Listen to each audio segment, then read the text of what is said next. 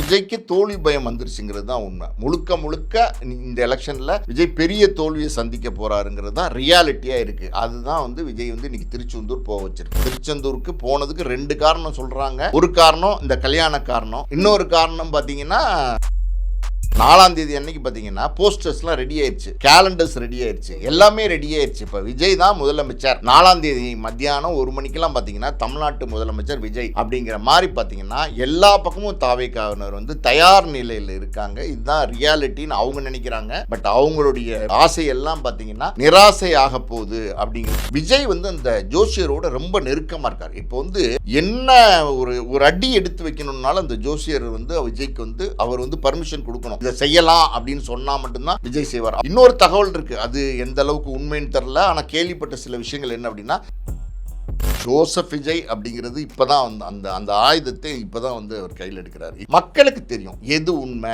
எது பொய். அதாவது நீங்க உங்களுடைய பேச்சால உங்களுடைய பாட்டு இந்த வைப் பண்றதுன்னு சொல்லுவாங்கல்ல, அந்த கட்சியை பார்த்தீங்கன்னா வைப் கட்சி தான். வைப் பண்றதுலேயே நீங்க வந்து மக்களை ஏமாற்ற முடியும், ஆனால் கடவுளை ஏமாற்ற முடியுமா அப்படின்னா. ப்ரொடியூசர் பாலாஜி பிரபு சார் அவர்கள். சார் வணக்கம். சார் வணக்கம் சார். விஜயின் திருச்செந்தூர் பயணம் ஆன்மீக பயணமாக பார்க்கப்படுகிறது. அதுக்கு பின்னாடி பல தகவல்கள் சொல்றாங்க. விஜயின் திருச்செந்தூர் பயணத்தின் பின்னணி என்ன சார்? முதல் பின்னணி என்ன அப்படின்னா, விஜய்க்கு வந்து தோல்வி பயம் வந்துருச்சு. நீங்கள் பார்த்தீங்கன்னா எல்லா பக்கமும் விஜய்க்கு தான் ஓட்டு போட்டதாக ஒரு ஸ்ட்ராட்டஜி சோஷியல் மீடியாவை பயன்படுத்தி எல்லாருமே, அதாவது 18 வயசு பையன்லேருந்து 88 வயசு கிளை வரைக்கும் நான் விஜய்க்கு தான் போட்டேன் அப்படிங்கிற மாதிரி ஒரு ஸ்ட்ராட்டஜியை வந்து சமீபத்தில் எலெக்ஷன் முடிஞ்சதுக்கப்புறம் தாவேக்காவினர் வந்து பெருசாக வந்து பரப்பிக்கிட்டு இருக்காங்க. ஸோ நிறைய அரசியல் பத்திரிகையாளர்கள்லாம் பார்த்திங்கன்னா ரியாலிட்டி என்ன அப்படிங்கிறத வந்து சொல்லிக்கிட்டு இருக்காங்க. ஸோ விஜய்க்கு தோல்வி பயம் வந்துருச்சுங்கிறது தான் உண்மை. முழுக்க முழுக்க இந்த எலெக்ஷனில் விஜய் பெரிய தோல்வியை சந்திக்க போகிறாருங்கிறது தான் ரியாலிட்டியாக இருக்குது. அதுதான் வந்து விஜய் வந்து இன்றைக்கி திருச்செந்தூர் போக வச்சிருக்கு. மினிஸ்டர் லிஸ்ட் மட்டுமா வெளியில் வந்துச்சு? அதாவது வந்து பார்த்திங்கன்னா நேரு ஸ்டேடியத்தில் வந்து விஜய் முதல்வராக பதவியேற்க போகிறாரு. அதுக்கு வந்து டிக்கெட்டு 10,000 ரூபா இப்போவே வந்து புக் பண்ணிக்கோங்க அப்படின்லாம் வந்து அட்வர்டைஸ்மெண்ட்லாம் பண்ண ஆரம்பிச்சிட்டாங்க. இன்னொரு பக்கம் பார்த்தீங்கன்னா விஜய், அதாவது 4ஆம் தேதி அன்னைக்கு பார்த்தீங்கன்னா போஸ்டர்ஸ்லாம் ரெடி ஆயிடுச்சு, கேலண்டர்ஸ் ரெடி ஆயிடுச்சு, எல்லாமே ரெடி ஆயிடுச்சு. இப்போ விஜய் தான் முதலமைச்சர். 4ஆம் தேதி மத்தியானம் 1 மணிக்கெல்லாம் பார்த்தீங்கன்னா தமிழ்நாட்டு முதலமைச்சர் விஜய் அப்படிங்கிற மாதிரி பார்த்தீங்கன்னா எல்லா பக்கமும் தாவேக்காவினர் வந்து தயார் நிலையில் இருக்காங்க. இதுதான் ரியாலிட்டின்னு அவங்க நினைக்கிறாங்க. பட் அவங்களுடைய எப்படி சொல்கிறது ஆசையெல்லாம் பார்த்தீங்கன்னா நிராசை ஆக போகுது அப்படிங்கிறது தான் உண்மை. திருச்செந்தூர் பின்னணி அப்படின்னா, திருச்செந்தூர் கோயிலுக்கு எதுக்கு போவாங்க அப்படின்னா, பொதுவாக பார்த்திங்கன்னா இந்த செவ்வாய் தோஷம் இருக்கிறவங்க வந்து திருச்செந்தூருக்கு போவாங்க. செவ்வாய் தோஷம் இருந்துச்சுன்னா அந்த எப்படி சொல்கிறது, அந்த ஜோசியக்காரவங்ககிட்ட நீங்கள் போய் பார்த்தீங்கன்னு வச்சுங்களேன், கல்யாணம் ஆகலை அப்படின்னா, ஒரு பொண்ணுக்கு செவ்வாய் தோஷம் அப்படின்னா திருச்செந்தூர் போங்க, சில பரிகாரங்கள் சொல்லுவாங்க. அந்த பரிகாரங்கள்லாம் நீங்கள் செஞ்சீங்கன்னா நிச்சயமாக தோஷம் சரியாயிரும், சீக்கிரம் கல்யாணம் ஆயிரும் அப்படின்னு சொல்லுவாங்க. கல்யாணம் ஆனவருக்கு மறுபடியும் இப்போ கல்யாணம் ஆகணும் இல்லையா, மறுபடியும் மனைவி விவாகரத்து பண்ணிவிட்டு மறுமணம் பண்ண போகிறாருன்னு ஒரு செய்தி இருக்குன்ன போது, ஸோ அதுவும் வந்து இதில் வந்து அதுக்கும் இது பொருந்துன்னு வச்சுக்கோங்களேன். அதனால் அது ஒரு காரணமாக கூட இருக்கலாம். பொதுவாகவே பார்த்திங்கன்னா ஒவ்வொரு தோஷங்களுக்கும் ஒவ்வொரு கோயிலுக்கு போக சொல்லி இந்த ஜோசியக்காரர்கள் சொல்லுவாங்க. கும்பகோணத்தில் ஒரு கோயில் இருக்குது, அங்கே போகலாம் அப்படின்னு சொல்லுவாங்க. அப்புறம் பார்த்திங்கன்னா சனீஸ்வரர் கோயிலுக்கு போக சொல்லுவாங்க. அப்படி திருச்செந்தூர் கோயிலுக்கு போகிறதுக்கு மெயினான காரணம் வந்து செவ்வாய் தோஷம். அது பலவீனமாக இருந்துச்சுன்னா திருச்செந்தூர் கோயில். அது ஏன் அப்படின்னா, திருச்செந்தூர் முருகன் அந்த செவ்வாய் கிரகம், அப்புறம் பார்த்திங்கன்னா குரு கிரகம், 2 கிரகத்துலேயும் ஆளுமையாக இருக்கிற ஒரு ஸ்தலம் திருச்செந்தூர் ஸ்தலம். அதில் வந்து காலையில் பார்த்தீங்கன்னா அந்த கடலில் வந்து நீங்கள் குளிச்சுட்டு அப்படியே வந்து இந்த ஈரத்துண்டோட மேல் சட்டை போடக்கூடாது. திருச்செந்தூரில் ஒரு துண்டை போத்திட்டு நேராக போய் நீங்கள் அந்த ஒரு முகூர்த்தம் 4 மணிக்குன்னு நினைக்கிறேன், அந்த நேரத்தில் நீங்கள் வழிபட்டிங்கன்னா நிச்சயமாக உங்களுக்கு விமோச்சனம் கிடைக்கும். அந்த நேரத்தில் சில பரிகாரங்களும் சொல்லுவாங்க, அதையும் நீங்கள் செஞ்சீங்கன்னா முழுக்க உங்களுக்கு நிவர்த்தி கிடைக்கும் அப்படின்னு வந்து ஜோசியக்காரர்கள் சொல்லுவாங்க. அதனால தான் விஜய் வந்து திருச்செந்தூர் போயிருக்கார். திருச்செந்தூருக்கு போனதுக்கு 2 காரணம் சொல்கிறாங்க. ஒரு காரணம் இந்த கல்யாண காரணம், இன்னொரு காரணம் பார்த்தீங்கன்னா தோல்வி பயத்தில் இருக்கார் அப்படிங்கிறது உண்மை. ஸோ அதனால் வந்து திருச்செந்தூர் போய் இதை தோல்வியை வந்து வெற்றியாக மாற்றலாம்னு நினைக்கிறார். ஓட்டு போட்டதில் என்ன ரிசல்ட் வரப்போகுது டிவி கேக்குன்னு எல்லாருக்கும் தெரியும். ஆனால் அவங்க வந்து பெரிய நம்பிக்கையோடு இருக்காங்க. பார்த்தீங்கன்னா கடவுளே ஏமாத்துறாங்க. அதாவது மனிதனை ஏமாற்றலாம், கடவுளை ஏமாற்ற முடியுமா? நீங்கள் பாருங்களேன், ஒரு கூட்டம் அதாவது அவர் எவ்வளோ விஜயண்ணா எவ்வளோ அழகாக இருக்கார், எவ்வளோ பார்க்குறதுக்கு, ஐயோ விஜயண்ணாக்கு மட்டும் ஓட்டு போடாமல் விட்டுறாதீங்க, விஜயண்ணாக்கு ஓட்டு போடுங்க. ஒருத்தர் அழகாக இருக்கார் அப்படிங்கிற ஒரு தகுதியை வச்சு ஓட்டு போட சொல்கிறாங்க. அதாவது அழகு அப்படிங்கிறது அது எல்லாமே பார்த்தீங்கன்னா அழகுங்கிறது நீங்கள் ஒருத்தட்ட அன்பாக இருந்தீங்கனாலே அது அழகு தான். ஆனால் வந்து இவங்க வந்து இந்த விஜயினுடைய அழகு அப்படிங்கிறத சொல்கிறாங்க. ஸோ அது இந்த மாதிரி அந்த கட்சியினுடைய மனநிலை வந்து இருக்குது. விஜய்க்கும் அந்த தோல்வி பயம் வந்துருச்சு. ரியாலிட்டின்னு ஒன்று தெரியும்ல, எனக்கு தெரிஞ்சு பார்த்தீங்கன்னா ஒரு 15-20 தொகுதி கூட பார்த்தீங்கன்னா விஜய் வந்து பிரச்சாரத்துக்கு போகல. ஸோ உழைப்பே போடாமல் அந்த சினிமா பிரபலங்கிற ஒரே ஒரு விஷயத்தை வச்சுக்கிட்டு முன்னுக்கு வந்து ஜெயிச்சு அரசியலில் வந்து சீஃப் மினிஸ்டர் ஆகணுன்ற ஒரு கனவு இருக்குது பார்த்தீங்களா, அது கனவு தான் அப்படிங்கிறது வந்து விஜய்க்கு இன்னமும் தெரியல. அதை நினைவாக்கணும், அதை வந்து உண்மையாக்கணுங்கிறதுக்காண்டி தான் திருச்செந்தூர் போயிருக்காரு. இன்னொரு பக்கம் பார்த்தீங்கன்னா பொதுவாக பார்த்தீங்கன்னா திருச்செந்தூருக்கு இன்னொரு காரணத்துக்கு போவாங்க நிறைய அரசியல் தலைவர்கள், சினிமா பிரபலங்கள், ரொம்ப கஷ்டத்தில் சிக்கலில் பிரச்சனையில் இருக்கிறவங்கலாம் திருச்செந்தூர் போவாங்க. அது ஏன் அப்படின்னா அங்கே போனீங்கன்னா உங்களுக்கு பலம் கிடைக்கும், வீரம் கிடைக்கும், அதாவது வந்து ஒரு கூட்டத்தை ஆளக்கூடிய சக்தி கிடைக்கும். இதெல்லாம் ஒரு நம்பிக்கை, கடவுள் நம்பிக்கை உள்ளவங்க இது ஒரு நம்பிக்கை. அதுவும் ஜோசிக்காரன்ட்ட கேட்டிங்கன்னா இது வந்து 1க்கு 2 மடங்காக சொல்லுவாங்க. விஜயை பொறுத்த வரைக்கும் பார்த்தீங்கன்னா நம்ம ஆல்ரெடி பேசியிருக்கோம், ஒரு ஜோசிக்காரருடைய பிடியில் தான் விஜய் இருக்கார் அப்படிங்கிறத நம்ம பேசியிருக்கோம். விஜய் வீட்டில் பார்த்தீங்கன்னா ஒரு 8 மாடு இருக்குது, பிரம்ம முகூர்த்தத்தில் ஒரு 8 பெண்களை கோலம் போடுறதுக்காண்டி வச்சுருக்காரு. இதெல்லாம் நம்ம பேசியிருக்கோம். ஸோ அந்த ஜோசியர் சொல்கிறது தான் வந்து விஜய் பண்ணிட்டு இருக்காரு. இப்போ அந்த ஜோசியர் சொன்னதுக்கு தான் வந்து இந்த விஜய் வந்து திருச்செந்தூருக்கு போயிருக்காரு. ஓகே சார், எனிவேஸ் இருந்தாலும் ஜோசியர் ஒரு கோவிலுக்கு தானே சார் போக சொல்லியிருக்காரு, அது ஒரு நல்ல காரியமாக பார்க்கலாம்ல? இல்லை, கோயிலுக்கு ஜோசியர் போகிற சொல்லியிருக்கிறது நல்ல காரியம்தான், அதில் ஒன்றும் தப்பு கிடையாது. கோயிலுக்கு போக சொல்லியிருக்காரு, சாமி கும்பிட சொல்லியிருக்கிறாரு, பரிகாரங்கள் செய்ய சொல்லியிருக்காரு, இது வழக்கமாக உள்ள விஷயந்தான். ஆனால் அதை தாண்டி நீங்கள் முக்கியமாக ஒரு விஷயத்தை கவனிக்கணும். அது என்ன அப்படின்னா விஜய் வந்து அந்த ஜோசியரோட ரொம்ப நெருக்கமாக இருக்கார். இப்போ வந்து என்ன ஒரு அடி எடுத்து வைக்கணும்னாலும் அந்த ஜோசியர் வந்து விஜய்க்கு வந்து அவர் வந்து பர்மிஷன் கொடுக்கணும், இதை செய்யலாம் அப்படின்னு சொன்னால் மட்டும்தான் விஜய் செய்வார். அப்படி தான் பார்த்தீங்கன்னா விஜய் வந்து அந்த ஜோசியரோட ரொம்ப நெருக்கமாக இருக்கார். இன்னொரு தகவல் இருக்குது, அது எந்த அளவுக்கு உண்மைன்னு தெரில, ஆனால் கேள்விப்பட்ட சில விஷயங்கள் என்ன அப்படின்னா அந்த ஜோசியருக்கு விஜய் வீட்டிலேயே ஒரு அறை கொடுத்து தங்க வைக்கப்பட்டிருக்கார் அப்படின்னு ஒரு தகவல் இருக்குது. அது உண்மையான்னு தெரில. விஜய் வீட்டில் வந்து பார்த்திங்கன்னா அவருடைய மனைவி, குழந்தைகள், அம்மா அப்பாவை தவிர்த்து அங்கே நிறைய பேருக்கு இடம் இருக்குது. வேறு ஒரு நடிகை கூட அங்கே தான் தங்கியிருக்கிறாங்க சமீபத்தில் அப்படின்னு சொல்கிறாங்க. ஸோ அப்படி இருக்கும்போது அந்த ஜோசியரோட ஏன் இவ்வளவு நெருக்கம், என்ன காரணம் அப்படின்னா இந்த கரூர் சம்பவம் விஜய் போனது, 41 பேர் வந்து அந்த விஜய் கண் முன்னாடியே இறந்து போனது, ஒரு பதட்டமான ஒரு சூழ்நிலைக்கு விஜய் வந்து அன்னைக்கு இரவு வந்து தள்ளப்பட்டிருக்காரு. அதாவது என்ன செய்கிறதுனே தெரில. இப்படி ஒரு விஷயத்தை, இப்படி ஒரு அசம்பாவிதத்தை விஜய் வந்து கொஞ்சம் கூட எதிர்பார்க்கல. அதான் உண்மை. விஜய் பொறுத்த வரைக்கும் பார்த்தீங்கன்னா அந்த வைப் மோட்லேயே இருந்துகிட்டு இருந்தார். அவரை வந்து அந்த வைப் மூட்லேருந்து கொஞ்சம் டவுன் பண்ணது அந்த கரூர் சம்பவம் தான். அந்த கரூர் சம்பவத்துக்கு அப்புறம் பார்த்தீங்கன்னா ஒரு மன நிம்மதி விஜய்கிட்ட பார்த்தீங்கன்னா ஒரு மன நிம்மதி இல்லாமல், தூக்கம் இல்லாமல், அதாவது ஒரு மனசில் வந்து ஒரு சங்கடம் இருந்துச்சுன்னு வச்சுங்களேன், அது ரொம்ப கஷ்டப்படுத்தும். நைட்டெல்லாம் தூங்கும் போதெல்லாம் பார்த்திங்கன்னா ஒரு மரண ஓலம், ஒரு அழுகை சத்தம், அந்த மாதிரி ஒரு பதட்டம்.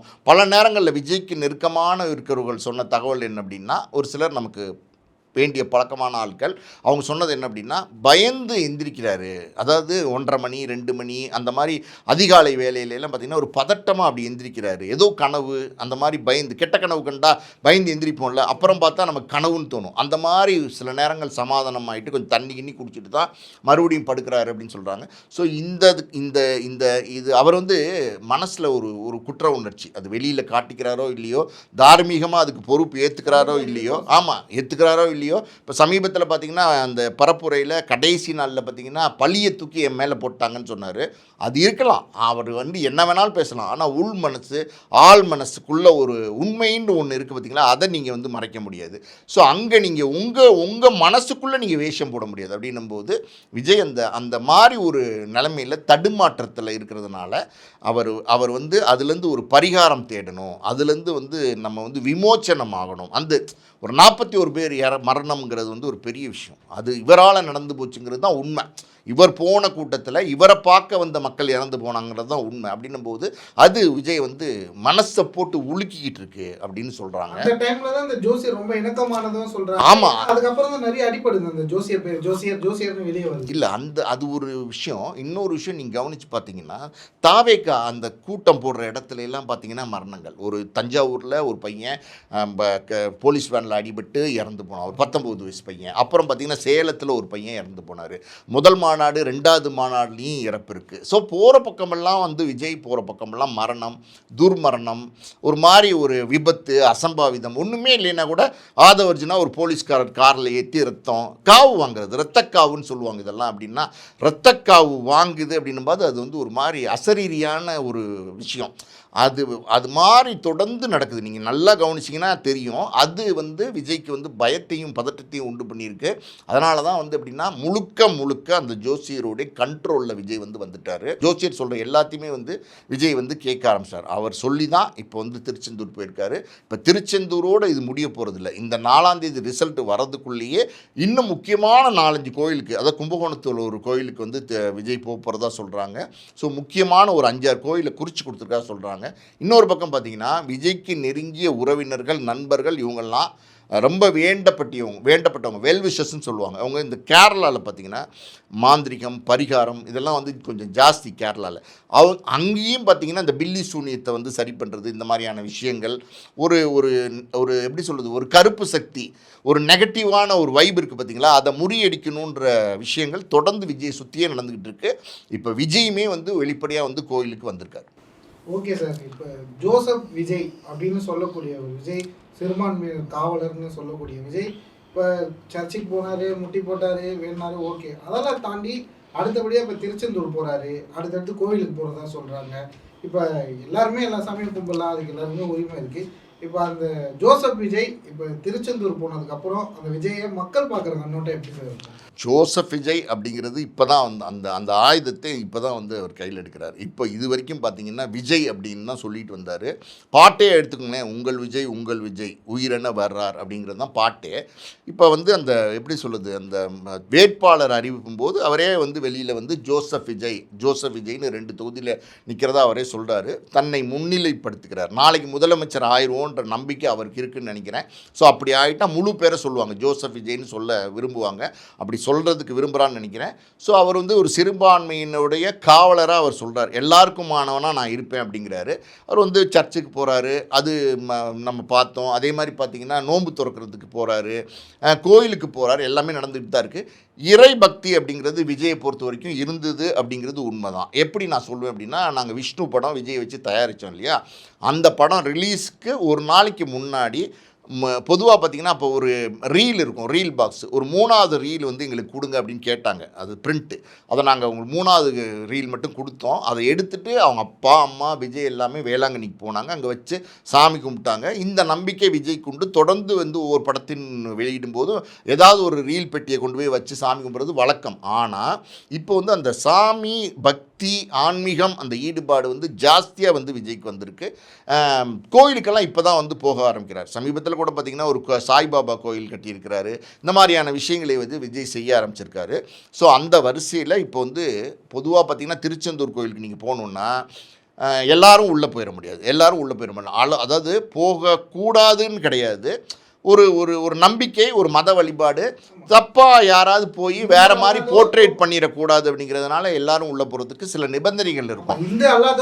போகக்கூடாதுன்னு சொல்லுவாங்க. ஆனால் வந்து பார்த்திங்கன்னா ஒரு ஃபார்ம் இருக்குது, நான் இந்து அல்லாதவர் அப்படிங்கிறதுக்கு ஒரு ஃபார்ம், அவரோட பேர் டீட்டெயில்ஸ்லாம் கொடுத்து என்ன நோக்கம், அதுதான் ரொம்ப முக்கியம்.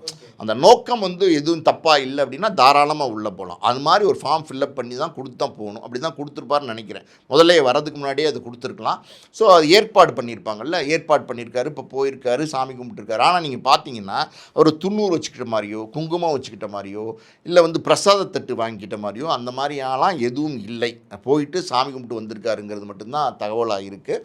ஸோ மக்களுக்கு தெரியும். அதாவது ஒரு கோயிலுக்கு நம்ம போக வேணான்னு சொல்லலை, சர்ச்சுக்கோ கோயிலுக்கோ மசூதிக்கோ போக வேண்டாம், எந்த வழிபாடையும் நம்ம வந்து தப்பாக சொல்லலை. அது அவருடைய தனிப்பட்ட விருப்பம். ஆனால் தேர்தலை முன்னோக்கி இப்போ சில விஷயங்களை வந்து செஞ்சார். மண்டி போட்டு போனப்போ பார்த்தீங்கன்னா இப்போ வந்து எல்லாமே கண்டுபிடிச்சிடறாங்க. இன்ஸ்டாவில் அந்த ரீல்ஸ் எல்லாம் வந்தப்போ பேடு கட்டிட்டு தான் போனார் முட்டியில் அப்படின்னாரு. உண்மையாலுமே ஒரு பக்தன் வந்து பார்த்தீங்கன்னா நீங்கள் அந்த அங்க பிரதர்சனம்னு சொல்லுவாங்க, அந்த காலையில் குளிச்சுட்டு அப்படியே உருள்வாங்க. ஸோ அந்த மாதிரியான விஷயங்கள் அதெல்லாம் வந்து பார்த்திங்கன்னா செய்யும்போது அது உண்மையான பக்தியோடு செய்யணும். இவரை பொறுத்த வரைக்கும் அது பேடு கட்டிட்டு போயிருக்கிறதா ஒரு விமர்சனங்கள் இருக்குது. உண்மைன்னு சொல்கிறாங்க அந்த தகவல்.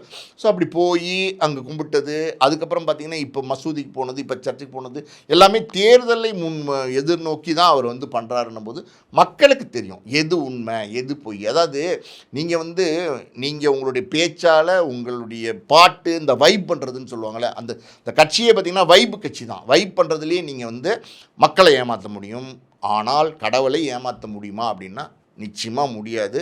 கடவுளுக்கு முன்னாடி நீங்கள் நிற்கும் போது உங்களுடைய உண்மையான முகம் என்னன்றது கடவுளுக்கு தெரியும். ஸோ பொறுத்திருந்து தான் பார்க்கணும். விஜயினுடைய இந்த ஸ்ட்ராட்டஜி அடுத்தடுத்து போகிற கோயிலுக்கு போகிறதெல்லாம் 4ஆம் தேதி வந்து தவிடுபடி ஆயிரும். அது உண்மை சார். பலரும் நீங்கள் கூட சில சமயத்தில் சொல்லியிருக்கீங்க விஜய் சரியாக உழைக்க மாட்டார். இப்போ பார்த்தீங்களா போய் மக்களை பார்க்குறாரா பார்த்தீங்களா. பல பேர் சொல்லுவாங்க விஜய் சோம்பேறி, அவரை ஏஞ்சிக்கதே 10-11 மணி தான், 6 மணிக்கு மேலே ஆட்டோ ஓடாதுன்னு பல விமர்சனங்கள் வச்சாங்க. ஆனால் அந்த விமர்சனங்களெல்லாம் தவிடுபடி ஆக்குற அளவுக்கு காலையில் அவ்வளோ பர்ஃபெக்டாக கோவிலுக்கு வர்றாரு, நைட்டு கரெக்டான டைமிங் ஃப்ளைட்டுக்கு வர்றாரு, எல்லாமே பர்ஃபெக்டாக. விஜய் ஒரு பர்ஃபெக்ட் மேனாக மாறிட்டு வர்றாரா பார்க்கலாமா சார்? ஆமாம், நீங்கள் சொன்ன மாதிரி பார்த்தீங்கன்னா 11 மணிக்கு மேலே தான் விஜயை பார்க்க முடியும். 6 மணிக்கு மேலே விஜய் வந்து பார்க்க முடியாது, ஆட்டோ ஓடாது அப்படிங்கிற மாதிரி நிறைய விமர்சனங்கள் இருக்குது. ஆனால் இது எல்லாத்தையும் முறியடிக்கிறதுக்கு ஒரு ஆள் இருக்கார். விஜயை வந்து எப்படின்னா அந்த தலையாட்டி பொம்மை மாதிரி ஆட்டி வைக்கிறதுக்கு ஒருத்தர் இருக்கார். அப்படின்னா அது வந்து அந்த ஜோசியர் தான். ஜோசியர் இப்போ எப்படின்னா அது அவர் அந்த ஜோசியர் பார்த்தீங்கன்னா என்ன சொன்னாலும் விஜய் செய்வார். ராத்திரி 12 மணிக்கு எந்திரிச்சு மொட்டை மாடியில் போய் தலைகீழ நீங்கள் நிற்கணும், ஒரு 2 மணி நேரம் நிற்கணும் அப்படின்னா கூட விஜய் வந்து அதையும் வந்து செய்வார். ஸோ அதனால் வந்து அந்த ஜோசியர் தான். இப்போ ஜோசியர் வந்து ஆமாம், அவர் வந்து பவர்னா அது அவருடைய பவர் 4ஆம் தேதி தெரியும், அது தனி விஷயம். ஆனால் பார்த்தீங்கன்னா அவர் வந்து இப்போ ஜோசியர் அப்படிங்கிறத மீறி இப்போ அரசியல் வேறு பேச வந்துட்டார். ஆமாம், இப்போ வந்து பார்த்திங்கன்னா அவர் வந்து உறுதியாக அறுதிட்டு நான் உறுதியாக சொல்கிறேன், நான் வந்து விஜய் வந்து 180 தொகுதிகளை வந்து கைப்பற்றுவார் அப்படிங்கிறத வந்து ஜோசியர் சொல்கிறார். பாருங்கள், டெஃபினெட்லி நான் அதாவது அவர் சொல்கிறது டெஃபினெட்லி அப்படிங்கிறது அவர் சொல்கிறாரு. அதுக்கு கவுண்டர் கொடுக்குறாங்க. நீங்கள் பாருங்கள், தராசு ஷாம் மாதிரி மூத்த பத்திரிகையாளர்கள் பல தேர்தலை பார்த்தவங்க அவங்க என்ன சொல்கிறாங்கன்னா 200 தொகுதிக்கு மேலே வந்து விஜய் வந்து தோப்பார், டெபாசிட் இழப்பார் அப்படின்னு சொல்கிறாங்க.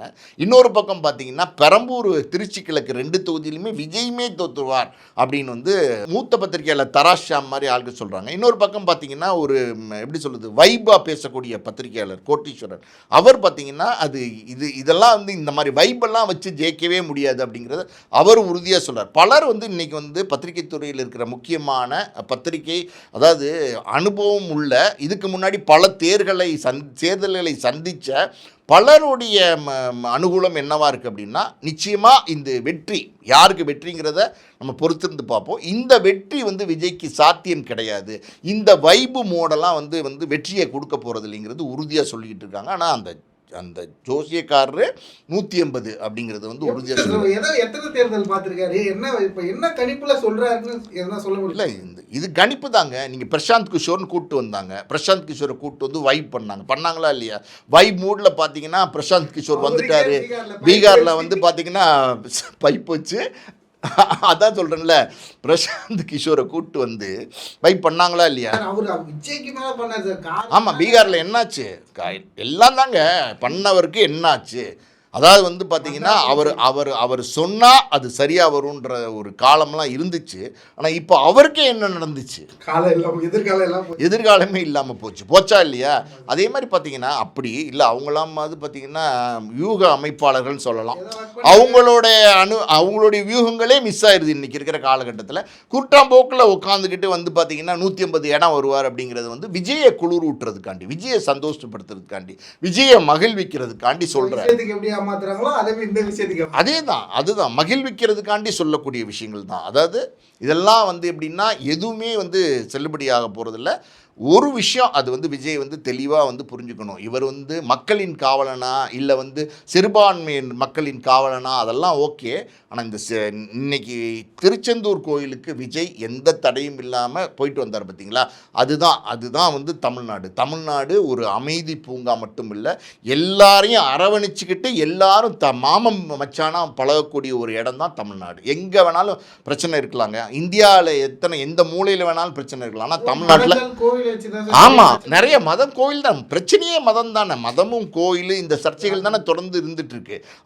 அந்த சிறுபான்மையினர் மக்களுக்கு மட்டுமல்ல எல்லாருக்கும் பாதுகாப்பு கொடுக்க ஒரு மாநிலமாக தமிழ்நாடு இருக்குது. இன்றைக்கி திருச்செந்தூர் கோயிலுக்கு போயிட்டு ஜோசப் விஜய் அப்படிங்கிற பேரை வச்சுட்டு இன்னைக்கு திருச்செந்தூர் கோயிலில் போய் சாமி கும்பிட்டுட்டு வரார் அப்படின்னா அதுதான் வந்து மாடல், தமிழ்நாட்டுக்கு உதாரணம். தமிழ்நாடு படித்த மக்கள் என்ன நினைக்கிறாங்கன்னா, டாக்டர் ஓட்டு போட்டாங்க, எம்எல்ஏ பல பேர் வந்து ஓட்டு போட்டாங்க, ஒரு இன்ஜினியர் ஓட்டு போட்டார், யாரை கேட்டாலும் டிவிக்கேன்னு சொல்கிறாங்க. அப்படின்னா படித்த மாநிலம் தமிழ்நாடு என்பது 4ஆம் தேதி படித்த மாநிலம்டா, நாங்கள் முட்டாள்கள் இல்லை அப்படிங்கிறத உறுதிப்படுத்துகிற நாளாக இருக்கும். அது வேறு மாதிரியான நாளாக இருக்கும். விஜய் கட்சியினர் அன்னைக்கும் பார்த்திங்கன்னா வேறு மாதிரியான ஒரு வைப்பு மோடுக்கு வருவாங்க. அது என்ன அப்படின்னா, சூழ்ச்சி பண்ணிட்டாங்க, டிஎம்கேவோட சதி அப்படிங்கிறத அன்னைக்கும் மறுபடியும் பதிவு பண்ணுவாங்க. ஆனால் அதை தொடர்ந்து பதிவு பண்ணிகிட்டே இருக்க வேண்டியதான். எதிர்காலம், அரசியல் எதிர்காலமே இல்லாமல் போகுது அந்த தாவேகா அந்த கட்சியினருக்கு. அது ஒழுங்குபடுத்தாத, அரசியல் படுத்தாத ஒரு கட்சி. அந்த கட்சி தேர்தலை சந்தித்தா என்ன நடக்குங்கிறது பொறுத்திருந்து 4ஆம் தேதி நம்ம பார்ப்போம். நீங்களும் பாருங்கள், நானும் பார்ப்போம். ஓகே சார், பொறுத்திருந்து பார்ப்போம். கடவுளை இவங்க ஏமாத்துறாங்களா இல்லை கடவுள் இவரை ஏமாத்துறாரான்றது நேரம் தந்து பதிலளித்ததுக்கு நன்றி சார். நன்றி.